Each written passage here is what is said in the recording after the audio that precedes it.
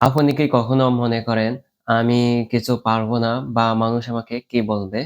আপনি কি জানেন আপনার সবচাইতে বড় শত্রু আপনার বাইরে কেউ নয়।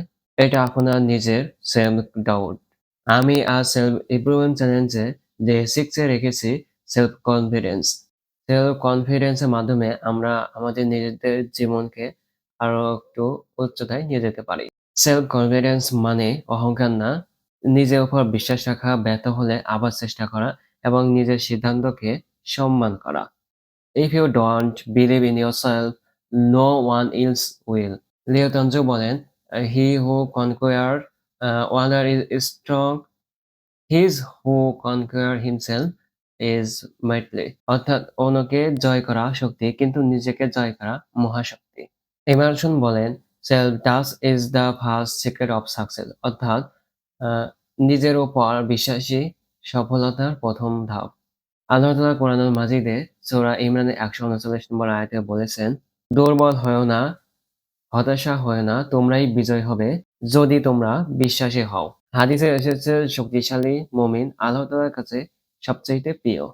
হেনরি ফোর্ড বলেন, "Whether you think you can or you think you cannot, you are right." অর্থাৎ আপনি যদি ভাবেন আপনি পারবেন তাহলে আপনি পারবেন। আর যদি আপনি ভাবেন আপনি পারবেন না তাহলে আপনি পারবেন না।